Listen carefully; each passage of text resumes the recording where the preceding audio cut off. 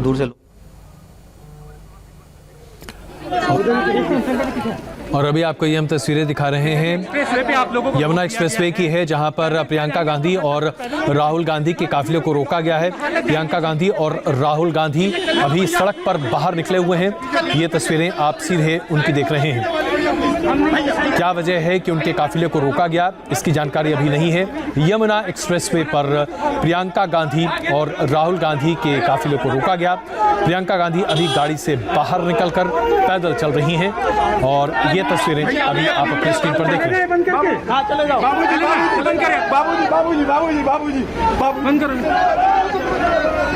तुम्हारा कोई नहीं पूछने वाला, हम नहीं करेंगे। निकाल दो यार, बाहर निकालो, हमें धक्का मार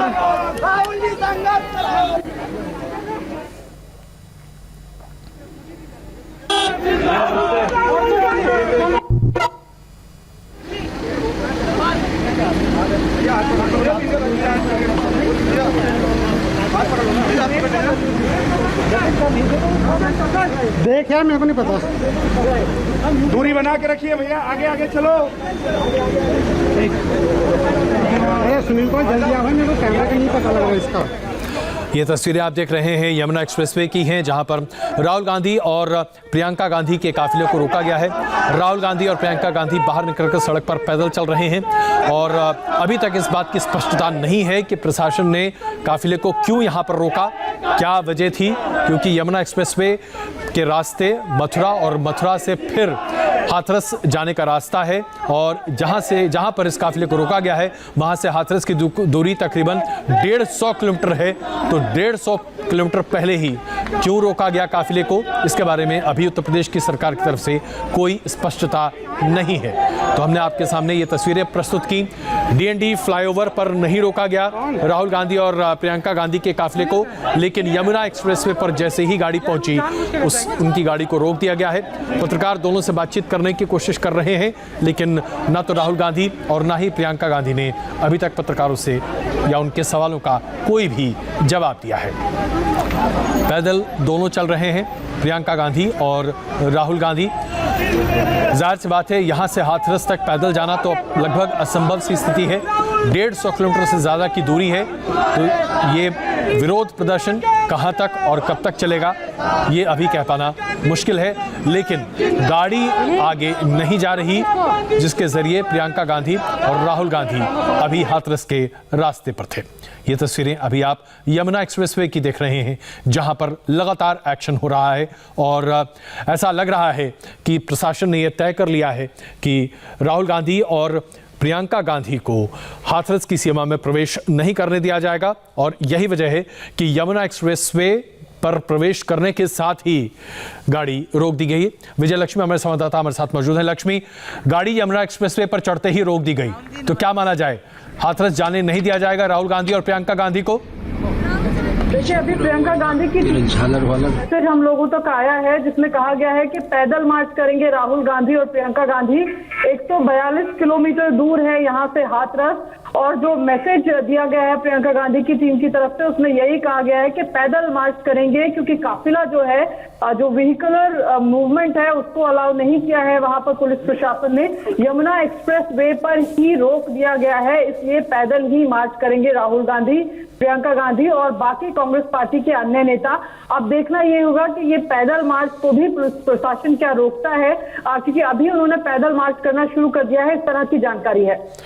लक्ष्मी, अब सबसे बड़ी बात तो यह है, जैसा कि आपने बताया, 142 किलोमीटर की दूरी है यहां से हाथरस। हाथरस में पहले से ही प्रशासन ने रोक लगा रखी है किसी भी राजनीतिक कार्यकर्ता के अंदर प्रवेश करने पर।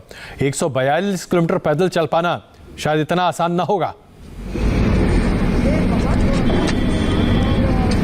ये बहुत मुश्किल होगा, और हालांकि क्योंकि कांग्रेस पार्टी का पूरा एआईसीसी की तमाम लंबी चौड़ी टीम यहाँ पर है, और एक संदेश कांग्रेस पार्टी शायद देना चाहती है, और ये जो पैदल चलने का संदेश है, इसके जरिए यही संदेश देना चाहते हैं कि हम वहां तक जाना चाहते हैं, लेकिन प्रशासन हमें जाने नहीं दे रहा है। हमारी मजबूरी है, इसलिए क्योंकि हमारी गाड़ियों को आगे नहीं मूव करने दिया जा रहा है, लेकिन फिर भी हम पैदल ही जाना पड़े, लेकिन पैदल जाएंगे। अभी देखना होगा, क्योंकि बात गाड़ी की नहीं है, बात ये नहीं कि आपकी गाड़ी जाएगी या नहीं जाएगी, बात ये है कि वहां पर धारा 144 लगी हुई है और प्रशासन इसलिए नहीं चाहता है कि ये तमाम नेता वहां जा पाए। तो गाड़ी या बिना गाड़ी का मसला नहीं है, मसला ये है कि धारा 144 लगी हुई है।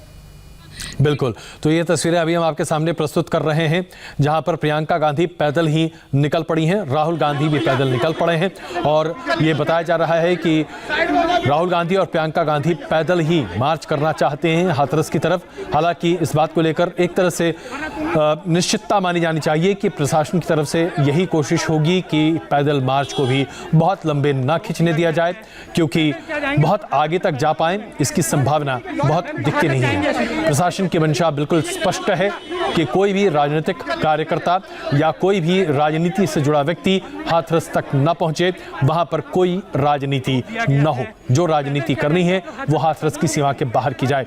लेकिन यमुना एक्सप्रेसवे जहां पर काफिले को रोका गया, वहां से हाथरस की दूरी तकरीबन 150 किलोमीटर की है और 150 किलोमीटर पैदल चल पाना अपने आप में बहुत आसान नहीं है। लक्ष्मी, अगर हम देखें तो यमुना एक्सप्रेसवे पर जहां अभी पैदल मार्च शुरू किया गया है, वहां से जेवर तक भी जा पाना बहुत आसान नहीं है। तकरीबन 50 किलोमीटर की दूरी है जेवर, जो कि वहां पर एयरपोर्ट भी बनने की बात कही जा रही है और एक तरह से गढ़ माना जाता है। राहुल गांधी ने एक जमाने में वहां पर प्रदर्शन किया था 2011 में, तो क्या वहां तक भी पहुंच पाएंगे ये लोग?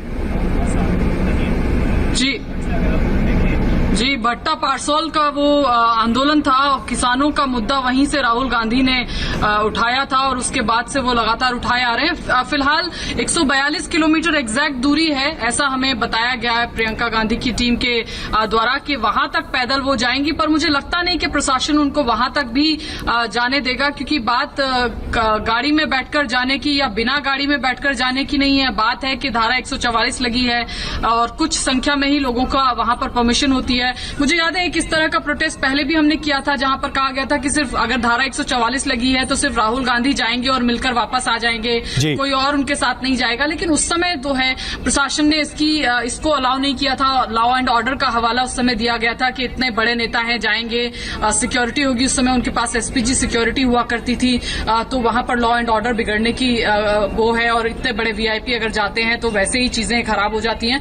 आज देखना होगा कि प्रशासन कहां तक उनको पैदल मार्च करने देता है। अभी फिलहाल यमुना एक्सप्रेसवे से पैदल मार्च करना जरूर शुरू कर दिया है राहुल गांधी और प्रियंका गांधी ने, और उनके साथ बाकी तमाम कांग्रेस के नेता भी मौजूद हैं जो पैदल मार्च करेंगे। कांग्रेस पार्टी अभी तो फिलहाल यही कह रही है कि अगर प्रशासन ने रोका तो पैदल ही हाथरस तक पहुंचेंगे, लेकिन 142 किलोमीटर का सफर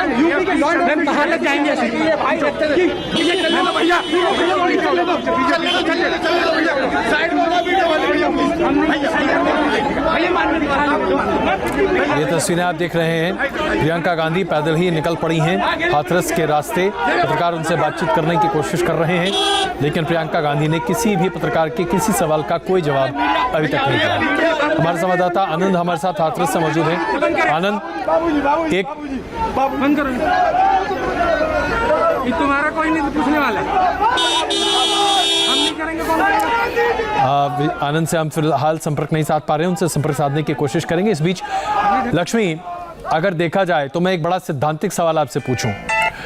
जिस तरह से मार्च करने की बात कही जा रही है, कानून व्यवस्था को लेकर जो सवाल खड़े किए जा रहे हैं कि कानून व्यवस्था और माहौल बिगड़ेगा हाथरस के गांव में, पुलिस की इतनी बड़ी मौजूदगी के बाद सिर्फ राहुल गांधी और प्रियंका गांधी के पीड़ित परिवार से मुलाकात करने भर से क्या कानून व्यवस्था लचर हो जाएगी, अव्यवस्था हो जाएगी, दंगा हो जाएगा?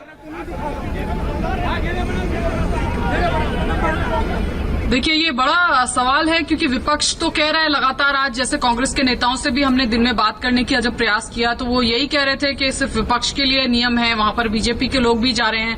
ये आरोप बतौर विपक्षी दल कांग्रेस पार्टी लगा रही है और वो कह रहे हैं कि कानून व्यवस्था वहां तोड़ने नहीं जा रहे हैं, सिर्फ पीड़िता के परिवार से उनका हाल जानने चाह रहे हैं। काफी असंवेदनशील तरीके से इस पूरे मसले को वहां पर पुलिस ने डील किया है। इसको लेकर के भी कांग्रेस पार्टी अपना आक्रोश जो है वो जता रही है।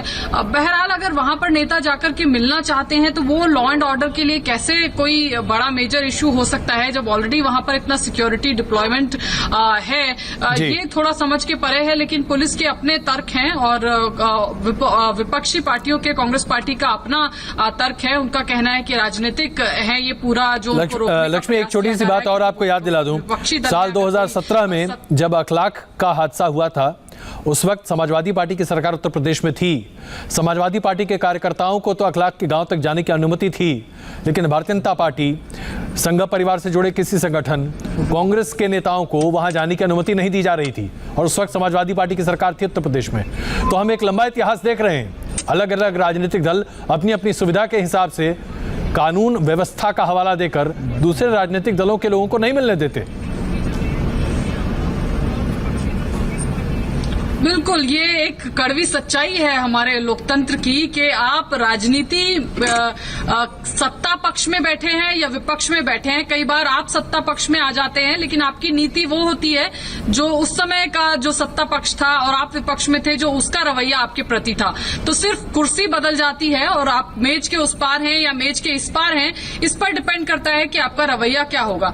अब यहाँ पर कांग्रेस पार्टी का जो विपक्ष में कांग्रेस पार्टी है तो वो वहां पर जारी है। जैसे आपने कहा कि समाजवादी पार्टी के कार्यकर्ता उस वक्त गए थे लेकिन भाजपा के कार्यकर्ताओं को नहीं जाने दिया गया था। आज के माहौल में भाजपा पर यही आरोप कांग्रेस पार्टी लगा रही है कि उनके लोग जा पा रहे हैं और हमारे साथ ये एक तरीके से हमको रोकने का प्रयास किया जा रहा है। विपक्ष की आवाज को दबाने का प्रयास जो है वो प्रशासन और सत्ता पक्ष द्वारा किया जा रहा है। इस तरह का आरोप विपक्षी कांग्रेस पार्टी जरूर आज के दिन लगा रही है जब उनके नेताओं को वहां